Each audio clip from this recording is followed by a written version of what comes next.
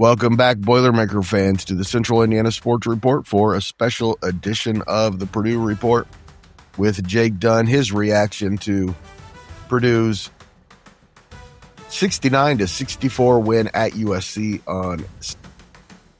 Jake, it's a good thing they have the best player in the country because he really bailed him out yesterday. Once again, we were reminded that Braden Smith is an elite competitor. And for Purdue as a team, this was an adrenaline win. It was a toughness win, and ultimately it was a Braden Smith win. Purdue didn't play very well for long stretches of the game. Didn't shoot very well. Didn't get consistent offense from other key pieces, and it got punched early. I mean, it was down early, kind of big in the first half, and it ended up pulling it out on the road against momentum, against the physicality. And sometimes even against itself. It kind of seemed like Purdue was beating itself for a good amount of time there. But yeah, Braden Smith. I mean, you can't really say enough about him and his impact on the game. He had 22 points. He hurt his knee for a little bit too, and he left the game for a second there and came back kind of. He looked pretty angry and focused when he came back, and was kind of unstoppable. So. Played 38 minutes, had the game-winning steal, and in the last 8 minutes and 31 seconds of the first half, Braden Smith had 14 points, and that kind of sparked Purdue's 30-10 run that really kind of flipped the game. But before that, Purdue was pretty dead in the water, offensively before that stretch. So I think the defining moment of the game, the play of the game probably is his. Steal there with 24 seconds left. Stole the ball, went down the other side. Made his layup, took some contact, got slapped in the face, no call, and still finished. Still finished through contact. So, and I don't mean to interrupt you, Jake, but just a beautiful pass. I think it was to Oscar Clough. I can't remember off the top of my head. In a clutch situation when he drew a double team in the interior, and man, that was a beautiful play too. He really bailed him out. Yeah, Oscar Clough was another guy who really had a steady night, and I don't think Purdue wins this game without him. He had 19 points on 7 of 8 shooting. The one shot he missed probably got fouled on. I think anyway. But I mean, Purdue pretty desperately needed somebody. There on the interior, Trickoff and Wren didn't have a great night, and we'll get into that here in just a second. But Oscar Clough was able to hurt USC through those post ups, the pick and rolls, and he was also able to pass out of the post pretty well. He had 4 assists. Did get into some foul trouble kind of fairly early in the first half, and it kind of reminded me of last year a little bit when TKR went out. Purdue's offense kind of got bogged down, so. Gonna need to make sure if other people aren't playing well, if TKR is not playing well, Oscar Clough's value skyrockets, and it's even more important to keep him on the floor. So yeah, would have loved to see some other TKR, CJ Cox or Fletcher Lawyer have a little bit of a better night, but a win's a win in this conference, so no game's going to be an easy one. I didn't think Fletcher Lawyer was bad. He was just dealing with foul trouble all night. The other two really struggled. Jake, before we move on, I want to let everybody know that this is that our reactions to games, that's no longer going to be a thing except for big games. I'm going to have a daily show now, Jake, and I will invite you on to talk Purdue on a pretty regular basis. We will still have the weekly Purdue report. Jake will still be very active with the podcast. In fact, we're going to get more out of Jake, I think, going forward, hear from him on a pretty daily basis during the season. I just want to let everybody know that we will not be reacting to games anymore until, we'll be doing the IU game for sure, both of those. If they're playing for a championship, if Braden Smith is nearing a record, the NCAA tournament, the Big Ten tournament, we will have reactions to all of the really big ones. But for now, regular season games, we're not going to do that. And that's for all the sports, not just Purdue. So I want to let everybody know that. Jake, I believe in 50 some years of watching basketball that every college basketball team in history has had a bad 3-game span where they just didn't look like themselves. Most teams, that was their one loss of the year, the great teams. I think Purdue just had it. I think Purdue has gone through a pretty rough stretch here of 3 games, and they ended up winning all 3 of them. But I really hope this is their bad stretch. This was what I've been talking about for 20 years, the college basketball 3-game bad stretch. I think this was it. Yeah, I certainly hope so. They haven't looked stellar the past few games, but to your point, they were able to win all of them. So it shows just how tough they are. It shows that they're built to kind of win, with these ugly games like these. And we've seen Purdue win these fast paced games like Alabama. Alabama loves to push the pace, and they could probably sped Purdue up a little bit there, and Purdue was able to win that game on the road. They're able to win this game, just a slugfest out here, really ugly game. They were able to win that one too. So Purdue's able to win in a bunch of different ways, and ultimately winning games like these are going to pay off when it comes to tournament time. They were able to win on the road with Trey Kaufman-Renn with 5 points and 3 rebounds. TKR, like you said, 5 points, was 2 for 8 from the field. During the stretch there, he had kind of 3 really good scoring chances, and he just missed all three of those chances. I know his usage is a little bit different this year. He's not being the main focal point of the offense this year. Still really important on offense, just not the same as last year. But he's still rebounding really well for the most part, still passing well, still drawing attention. It's nice for Purdue to not have to carry, or not need him to carry them every night. He is in a scoring rut right now. The team's not in a 3-game bad stretch. TKR certainly is, but I'm confident that he'll come back. Water will find his level, and we'll start to see the TKR we talked about earlier. When TKR struggling, for Clough has proven that he can come in and really provide a lot of value, and also pieces off the bench too. I mean, I think it'd be fair to say that Jack Benner won this game for Purdue. I mean, on the stretch, he bridged a lot of gaps there. He was in there with Braden Smith's first half takeover. He was in there for Purdue's late game, close when they were closing the game. In 1 minute in the second half, he had a 3. He got a steal.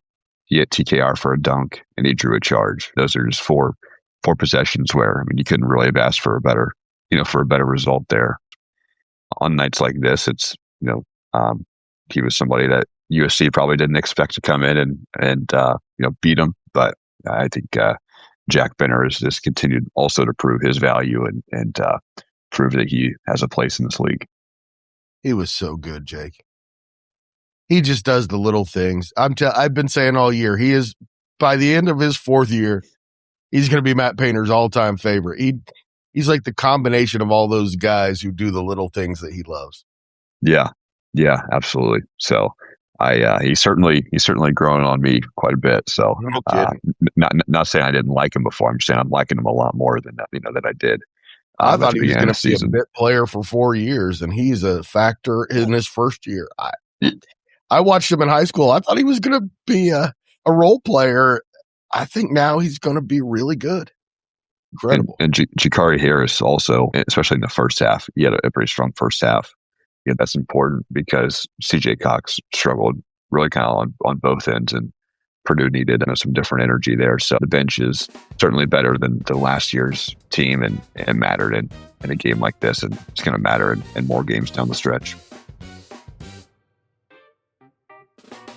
USC might be a tournament team. I don't know how. They're not very talented, but I think he's a pretty good coach. This is the same USC team as a team that got blown out by like 30 or 40 by Michigan. I think MSU or Michigan State beat up on them pretty bad too. And but they can play teams like this close, then they certainly can get their can make their way into the tournament. So they have wins over Boise State, Seton Hall, Arizona State, Oregon, Washington State. Not great programs, but they beat Maryland, Minnesota, 2 of the worst teams in the Big Ten. But I'm impressed with the job Musselman's done there. I was pretty surprised when he left Arkansas, a couple of years ago for USC, and was kind of curious on how this whole thing would work out. we'll see how they can do. They're at a disadvantage in the conference because they have to travel. They have to go and make these. They're traveling all the time across the country, and I'm not sure. I know people say they're not really student athletes anymore. They're more just athletes. But still, I mean, I'm sure these guys still have stuff to do outside of practice and games and the travel. So I'm sure it's hard for them, and it stinks they have to be at a disadvantage like that. Like I would be shocked if a team, if a team out west, one of those 4 teams out west, ever won a Big Ten regular season championship, just because of the travel schedule that they have and traveling all the time against different time zones. It's just hard. They just don't have enough home games to win. It stinks they're at a disadvantage, but if you have a good coach, then you can certainly be spoilers and some of the other contenders' hopes of winning a national or winning a conference championship. Yeah, unfortunately, that team is not very talented, but they sure did play hard, and they stayed in that game. I'd just like to point out real quick that Chad Baker-Mazara is older than I am, and he's still playing college basketball. So I graduated college almost 4 years ago, by the way. He's not as old as I am, but it's close.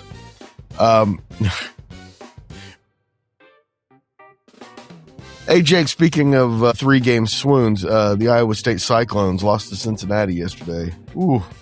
Yeah, I saw that, and when you said that, that's kind of where my mind first went. So I guess it's good for Purdue because it kind of gives Purdue a little more momentum, or a little more juice for the 1 seed conversations. I know we're still a ways, there's still a lot to happen between now and Selection Sunday. That hopefully clears up a line on the 1 seed. I think I saw some people have Nebraska, maybe up there, or Duke kind of in that 1 seed spot, but. I think if Purdue can just keep winning games, then certainly there won't be much of a conversation as to why Purdue shouldn't be a 1 seed. So yeah, hoping Purdue can keep it up. Big game for Jizzle James for Cincinnati. I just love that name. Yeah. All right. Speaking of winning their own games, Tuesday night, 10 o'clock at UCLA. You going to be able to stay up for that one? Yeah, I'm going to try. So I'm going to try. Then at home against Illinois, then at IU. So interesting stretch here. Should go 3-0, but got to start playing a little better. I was watching a little bit of the Illinois-Minnesota game. They ended up winning 77-67, but they're still a good team. I think Purdue's a better team, but certainly can give Purdue a good shot. So luckily that game is in Mackey. They're currently ranked 13th in the country. They may move up a spot or two here on Monday, when the new poll comes out. But I would expect Purdue to probably bump up a spot or two as well, with Iowa State losing it. We'll see. Should be another couple wins, but still be tough games. And we'll talk more about Illinois as we get closer. But there have been quite a few Blue Devils come through Purdue throughout the years. A couple of them even starring for Purdue. But it'll be good to see Ben Humrickhouse at Mackey Arena on Saturday. Yeah, it will. I wish I didn't live 9 hours away. I would go and make it to the game, but. Yeah, certainly be watching and rooting for him. Hope he scores 70 and Purdue still wins by 30. So that's right. And of course, for the IU game, we'll have a preview. We'll have a reaction podcast. You'll do a crossover with Mike and Grant. They say they're going to talk trash and they expect you to do it back. I say you're way too nice. You won't, but I'll talk trash for both of us. Just real quick before we go to UCLA, I do want to point out that if IU were to win the national championship here, their first home game back after winning the national championship would be against Purdue.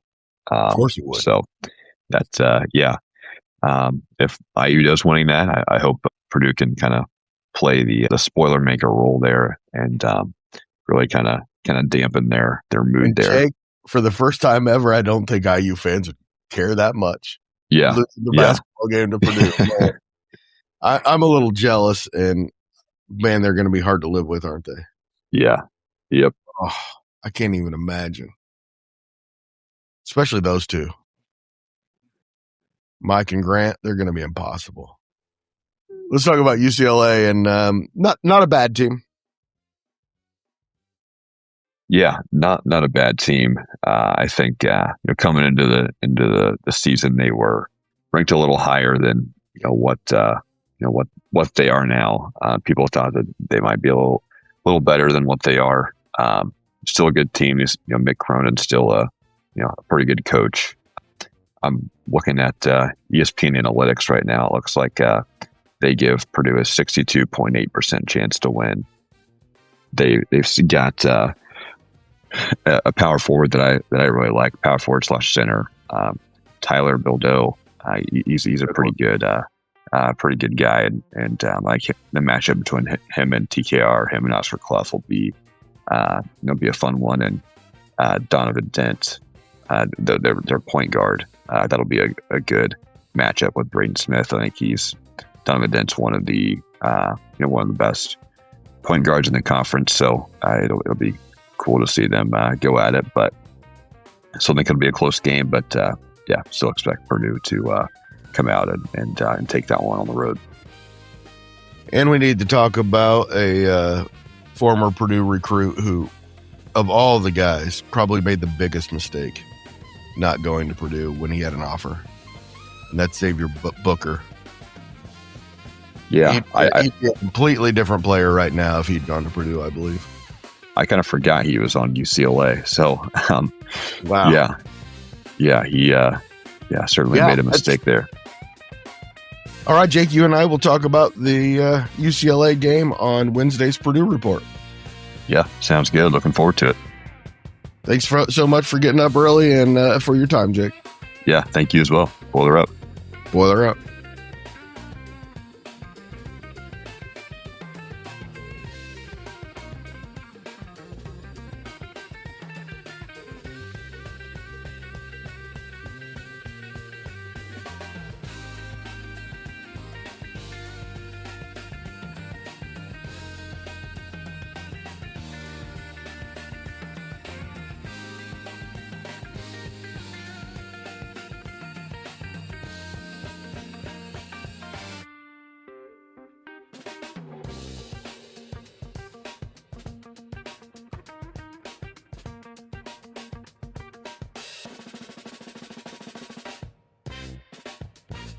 Central Indiana Sports Report is a product of ITG Media, and I love Susie.